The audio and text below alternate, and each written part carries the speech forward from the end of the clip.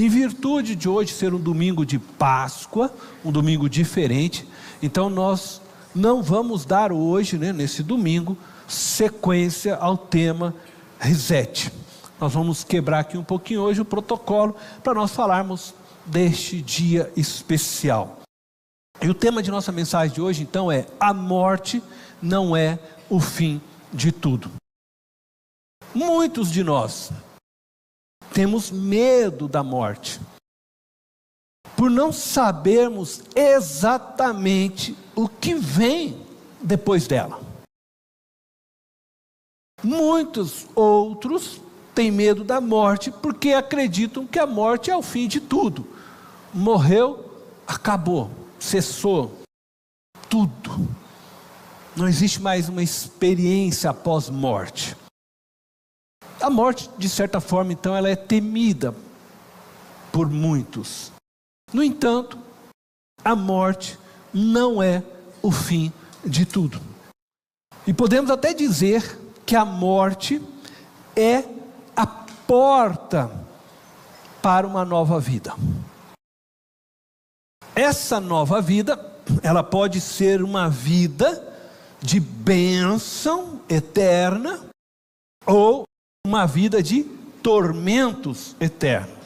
Tudo depende da escolha que fazemos hoje, neste mundo presente. Para que possamos então compreender a importância de nossa escolha com relação à vida após a morte, eu quero refletir com vocês 2 versos que se encontram na carta aos Hebreus, capítulo 9, verso 27 e verso 28. Eu não vou adentrar no contexto de toda a carta, mas somente aqui nestes versos, para que a gente possa ser objetivo com a nossa palavra. Diz assim o texto bíblico: da mesma forma como o homem está destinado a morrer uma só vez, e depois disso enfrentar o juízo, assim também Cristo foi oferecido em sacrifício uma única vez, para tirar os pecados de muitos, e aparecerá segunda vez, não para tirar o pecado, mas para trazer salvação aos que o aguardam. Estes 2 versos da carta aos Hebreus nos ensinam então algumas coisas muito importantes. Primeiro ensino que aprendemos está no verso 27. Primeiro ensino: não existe reencarnação. Hebreus 9, 27, eu vou ler novamente para ficar claro. Da mesma forma como o homem está destinado a morrer uma só vez, e depois disso enfrentar o juízo. O homem está destinado a morrer uma só vez, e depois disso então enfrentar o juízo. A afirmação que o homem está destinado a morrer uma só vez, ou conforme a tradução Revista Atualizada, aos homens está ordenado morrerem uma só vez, coloca fim a toda pregação sobre reencarnação. Essa ideia de que você nasce, morre, aí depois você nasce novamente em um outro corpo, enfim, aí morre, aí nasce de novo em outro, não condiz com a verdade bíblica. O homem está destinado a morrer uma só vez, e depois ele vai ser levado ao juízo diante de Deus. O Evangelho, segundo Allan Kardec e outras seitas que ensinam reencarnação, são mentiras demoníacas, são enganos para desviarem as pessoas do sacrifício de Cristo. As pessoas que creem na reencarnação, elas pensam que alcançarão o céu, que alcançarão um espírito perfeito por meio deste processo. Então, na medida que elas vão se reencarnando, mas isto é mentira, é engano de Satanás. Só teremos um corpo espiritual perfeito quando ressuscitarmos no soar da última trombeta, conforme nós podemos ler em 1 Coríntios, capítulo 15, versos 51 ao 54. E eu quero convidá-los então a ler comigo. Diz assim, olha: eis que eu lhes digo um mistério. O apóstolo Paulo está escrevendo: nem todos dormiremos, mas todos seremos transformados. Quando ele usa a expressão dormiremos, ele está falando de morrermos.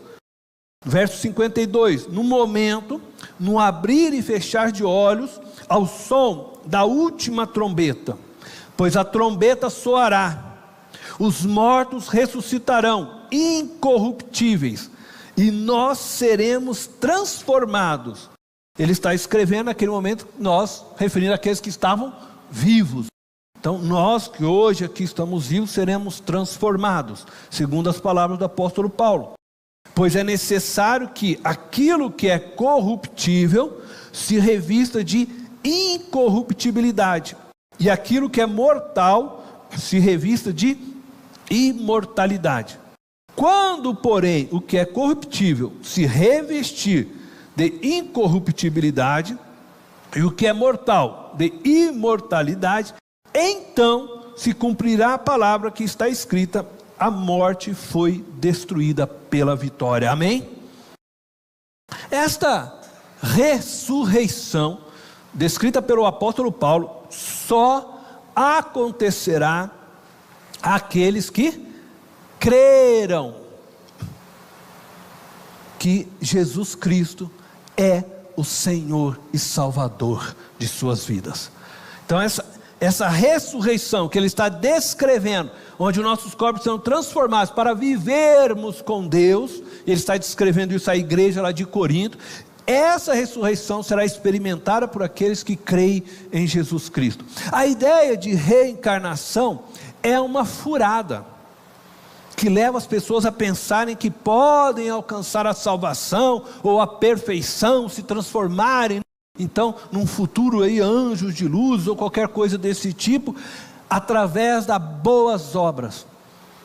É uma furada, é um engano do inimigo. Veja só o que diz a Bíblia em Efésios capítulo 2, verso 8 e 9. Está escrito: pois vocês são salvos pela graça, por meio da fé, e isso não vem de vocês, é dom de Deus, não por obras, para que ninguém se glorie. Então veja, você é salvo pela graça, é salvo pela obra que Cristo fez na cruz. Foi graça de Deus, um favor que Deus concedeu a nós, homens pecadores, e assim somos salvos, a partir do instante que nós cremos nesta obra, que nós cremos em Jesus como Senhor, como nosso Salvador, nós recebemos de Deus salvação. Não é obras. Então não é a quantidade de bem que eu faço que vai me conduzir ao céu, mas é eu crer no que Cristo fez por mim, pecador. É isto que me leva ao céu. Jesus Cristo é o caminho, e é o único caminho para nós adentrarmos no céu. O segundo ensino que nós aprendemos, também está aqui no verso 27 de Hebreus 9, é que todos nós passaremos por um julgamento. Está escrito assim, Hebreus 9, 27, eu vou ler novamente. Da mesma forma como o homem está destinado a morrer uma só vez, e depois disso enfrentar o juízo. Então, uma vez que você morreu, você vai enfrentar o juízo. Então, como eu disse, não existe reencarnação. Você não vai voltar aqui e ter uma nova chance, praticar boa. Não, você vai enfrentar o juízo. Todos nós, seres humanos, iremos ser julgados por Deus. Nós, os cristãos, seremos julgados, mas não com a finalidade de sermos julgados a respeito de nossa salvação. Mas nossas obras serão avaliadas e pesadas diante de Deus. Conforme a gente pode ler em Apocalipse capítulo 20, do verso 4 ao 6. Veja só que texto. Vi tronos, em que se assentaram aqueles a quem havia sido dada autoridade para julgar. O apóstolo João, escrevendo aqui uma visão, né, que ele havia recebido de Deus, ele está dizendo que ele vê tronos, onde estavam assentados autoridades que iriam julgar, vão nos julgar. Aí fala assim: vi as almas dos que foram decapitados por causa do testemunho de Jesus e da palavra de Deus. Eles não tinham adorado a besta, nem a sua imagem, e não tinham recebido a sua marca na testa, nem nas mãos. Eles ressuscitaram e reinaram com Cristo durante 1000 anos. O restante dos mortos não voltou a viver até se completarem os 1000 anos. Esta é a primeira ressurreição. Aí diz o texto: felizes e santos os que participam da primeira ressurreição. A segunda morte não tem poder sobre eles. Serão sacerdotes de Deus e de Cristo e reinarão com ele durante 1000 anos. Este texto aqui, ele apresenta um elemento de controvérsias, se assim podemos dizer, entre as diversas linhas, né, escatológicas. Nós não vamos aqui conversar sobre essas linhas escatológicas. A primeira ressurreição citada pelo texto, só para você entender um pouquinho, pode ser compreendida de formas diferentes pelos cristãos.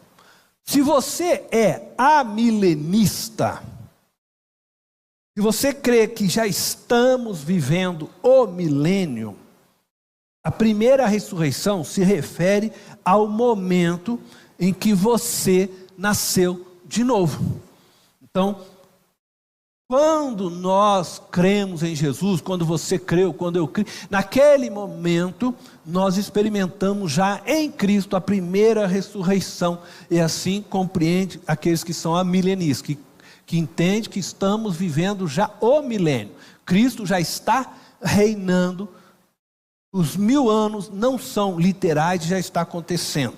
Agora, caso você seja milenista, isto é, você crê que nós viveremos o milênio de forma literal, né? Então vai passar o tempo, vai haver, né, o grande aí, julgamento, matar a besta, tudo aquilo, e aí vai acontecer, depois desse período, Cristo vai reinar 1000 anos com o seu povo. Se você crê nesse, literalmente, né, dessa forma, neste reinado, então a primeira ressurreição para você ainda vai acontecer após o arrebatamento da igreja, tá? Então depende um pouquinho de como você enxerga essa questão escatológica. Então não estou dizendo que uma é errada nem que o outro é certa, são apenas vamos dizer assim, vertentes, né, da escatologia, e você possivelmente tem alguma delas definida para você, tá? Eu sou mais amilenista, mas, como eu disse, se você for milenista, sem problema algum. Só o fato de sermos ressuscitados na primeira ressurreição implica que nós já estamos salvos, segundo o texto. Jesus disse que aquele que cresce nele seria julgado. João 3,18. Ou como, né, diz, aqueles que não crê também vão ser julgados. Todos nós seremos julgados. A cruz já é um processo para nós do próprio julgamento. Ou você crê nela, ou você não crê. Uma vez que você não crê, você já está condenado. Então ela já te julgou. Se você crer na obra que foi feita ali por Cristo, você não será condenado. Ela te julgou pela tua fé naquela obra que foi feita. Então, aqueles que creem não serão julgados para a morte eterna. Suas obras serão avaliadas. A palavra de Deus diz, né, que receberemos galardões segundo as nossas obras. Não sabemos ao certo ao que se refere esses galardões. Existem aí apenas, né, que eu diria assim, hipóteses levantadas por por teólogos, pastores, mas não sabemos ao certo ao que se refere esses galardões. E também diz o texto que aqueles que não crerem, aí sim, também serão avaliados pelas suas obras e sofrerão a morte eterna, a segunda morte. Paulo fala a respeito dessa questão dos galardões. Ele também diz, né, que não há condenação para aqueles que estão em Cristo Jesus. Tá? Por isso eu estou dizendo, então, uma vez que você creu, você não será mais condenado à morte eterna. Então você está salvo. Todos morrem uma só vez. Isso é importante. E depois ressuscitarão então para o juízo. Os que morrem em Cristo ressuscitarão para a glória de Deus. E os que morrem sem Cristo ressuscitarão para receberem a condenação da morte eterna, que significa tormento eterno. Conforme a gente lê em Apocalipse, eu vou mais uma vez fazer uso do texto, Apocalipse capítulo 20, do verso 11 ao 15. Diz assim, olha, depois vi um grande trono branco e aquele que nele estava sentado. A terra e o céu fugiram da sua presença e não se encontrou lugar para eles. Vi também os mortos, grandes e pequenos, de pé diante do trono, e livros foram abertos. Outro livro foi aberto, o livro da vida. Os mortos foram julgados, de acordo com o que tinham feito, segundo o que estava registrado nos livros. O mar entregou os mortos que nele havia, e a morte e o Hades entregaram os mortos que neles havia. E cada um foi julgado de acordo com o que tinha feito. Então, a morte e o Hades foram lançados no lago de fogo. O lago de fogo é a segunda morte. Se o nome de alguém não foi encontrado no livro da vida, este foi lançado no lago de fogo. Isto é, diz o texto que todos os mortos se apresentaram então diante de Deus, todos foram julgados segundo as suas obras, e aqueles cujo nome não estavam no livro da vida, foram lançados no lago de fogo. Portanto, hoje é o dia de fazermos a escolha com relação ao futuro eterno. Você quer viver a eternidade com Deus, as bênçãos de Deus, você precisa crer no sacrifício que Cristo fez e se render ao senhorio de Cristo. Se você não fizer isso, segundo o texto bíblico, então você vai ser lançado nesse lago de fogo para toda eternidade. O terceiro ensino que eu quero destacar está na primeira parte agora do verso 28 de Hebreus 9. O terceiro ensino diz que Cristo foi oferecido em sacrifício.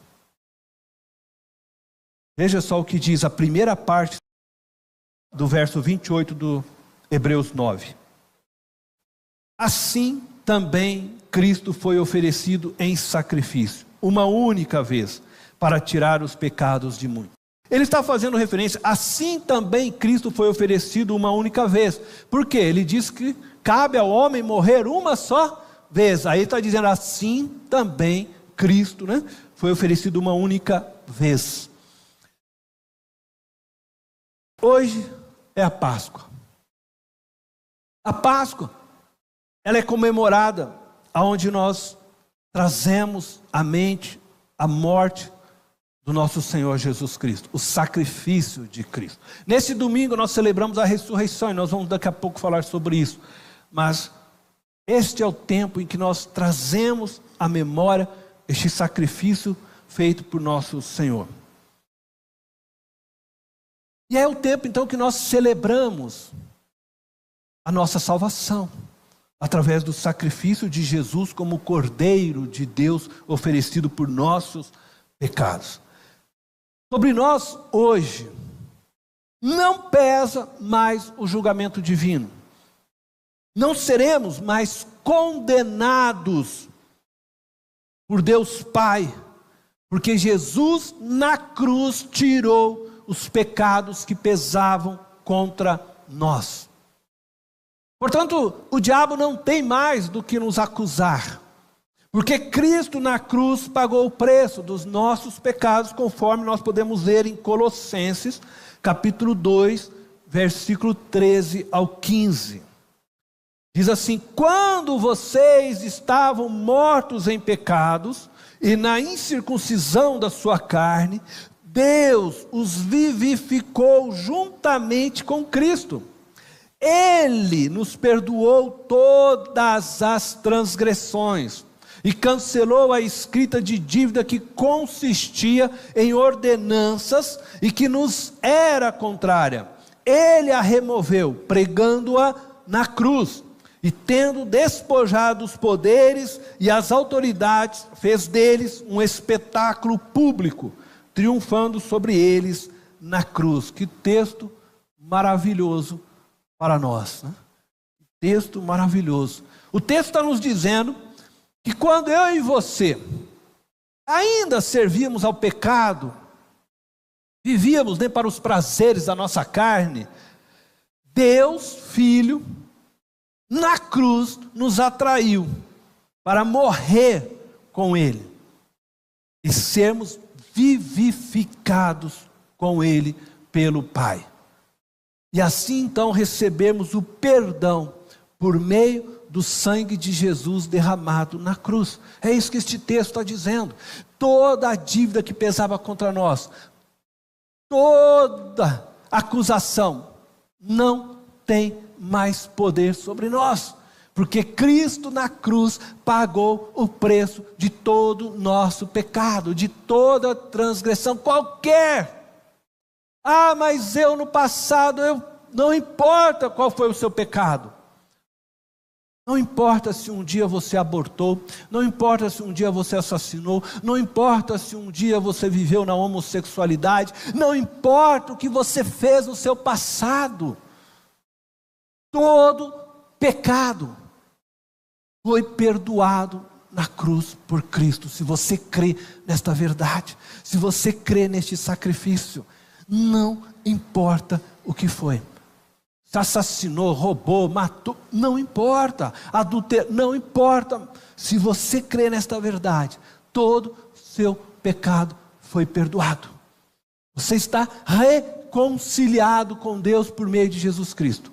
Agora você precisa viver em santidade, não viver mais no pecado. Ah, Cristo perdoou, então não, você vai continuar vivendo em santidade, mas Cristo perdoou de todo pecado. Um outro texto bíblico que nos ensina que Jesus foi sacrificado por causa de nossos pecados é o texto de Isaías 53. Este texto, ele foi escrito aproximadamente 700 anos antes de Jesus nascer. Um texto profético. Veja só o que diz Isaías 53, eu vou ler o verso 5 somente, tá? Diz assim: mas ele, está se referindo à pessoa de Jesus, que ainda não havia nascido, não havia sido feito homem, foi transpassado por causa das nossas transgressões, foi esmagado por causa de nossas iniquidades. O castigo que nos trouxe a paz estava sobre ele, e pelas suas feridas fomos curados. Mais uma vez mostrando que o sacrifício de Jesus Cristo trouxe para nós perdão, salvação, cura do nosso ser. O apóstolo Pedro também escreveu sobre o sacrifício de Jesus, que tira o pecado do mundo. 1 Pedro, capítulo 1, verso 17 ao verso 21, está escrito assim, olha: uma vez que vocês chamam Pai aquele que julga imparcialmente as obras de cada um, portem-se com temor durante a jornada terrena de vocês, pois vocês sabem que não foi por meio de coisas perecíveis, como prata ou ouro, que vocês foram redimidos da sua maneira vazia de viver, que lhes foi transmitida por seus antepassados, mas pelo precioso sangue de Cristo, como de um cordeiro, sem mancha e sem defeito. O apóstolo está fazendo referência ao sacrifício de Jesus. E ele diz ainda: conhecido antes da criação do mundo, revelado nestes últimos tempos em favor de vocês. Por meio dele, vocês creem em Deus, que o ressuscitou dentre os mortos e o glorificou, de modo que a fé e a esperança de vocês estão em Deus. Todos estes textos que lemos apontam que Cristo foi oferecido como sacrifício, por mim e por você, para que os nossos pecados fossem então perdoados e a ira de Deus não recaísse sobre nós. Jesus, por isso, recebeu esse nome, que significa Salvador. Jesus é o nosso Salvador. Nós estávamos condenados, mas Cristo nos salvou com seu sangue. A Páscoa é a celebração dessa maravilhosa salvação por meio de Jesus, o Cordeiro de Deus, que através do derramamento de seu sangue nos justificou e nos purificou de todo pecado, nos libertando da condenação eterna que pesava sobre nós e nos tornando, por meio do seu poder, filhos e filhas de Deus Pai. Amém? Isso é motivo de louvor. Isso é motivo de você dar glória realmente a Deus. Amém? Você está salvo, perdoado por causa do sacrifício que Cristo fez na cruz. Não há mais condenação. Então, quando você morrer, a morte não tem mais poder sobre você. Você vai passar para a vida eterna. Ela já está hoje fluindo em você. O Espírito de Deus já habita em você. A vida eterna já está em ti. Mas você vai deixar este corpo perecível, corrupto, e você vai receber de Deus um novo corpo, onde você vai viver eternamente na presença de Deus para a sua glória. Amém? Essa é a Páscoa. É isso que nós celebramos, a vitória sobre a morte que Cristo nos deu por meio da sua ressurreição. Todo o sofrimento que Jesus passou antes da cruz, e todo o sofrimento que Ele passou na cruz, foi por você, foi por mim. E é importante então que você pergunte para si mesmo hoje: o que você está fazendo por Ele? Ele morreu por você. Ele se entregou inteiramente por você. Ele sofreu por você. Ele foi esbofeteado por você. Ele foi cuspido por você. Ele foi chicoteado, as costas dilaceradas por você. Ele foi transpassado na cruz por você. Ele foi pregado naquele lugar por você. Colocaram uma coroa de espinho por você. Ele fez tudo isso. O que você está fazendo por Ele? Eu quero concluir, retornando novamente ao verso de Hebreus, capítulo 9, verso 28. Só que agora eu vou destacar apenas a parte B deste verso. E aparecerá a segunda vez, não para tirar o pecado, porque isso Ele já fez na cruz, mas para trazer salvação aos que o aguardam. Ele virá para reinar para todo sempre. A afirmação que Jesus aparecerá a segunda vez significa que Ele está vivo, amém? Esse é o domingo que nós celebramos hoje, o domingo da ressurreição. Cristo levantou do túmulo, está ressurreto, está vivo e voltará a segunda vez agora para nos levar a viver eternamente no seu reino. Por isso nós comemoramos a Páscoa. Por isso nós celebramos, porque Ele vive para sempre. E a Ele toda honra, toda glória e poder para todo sempre. Quero convidar você a fechar os olhos.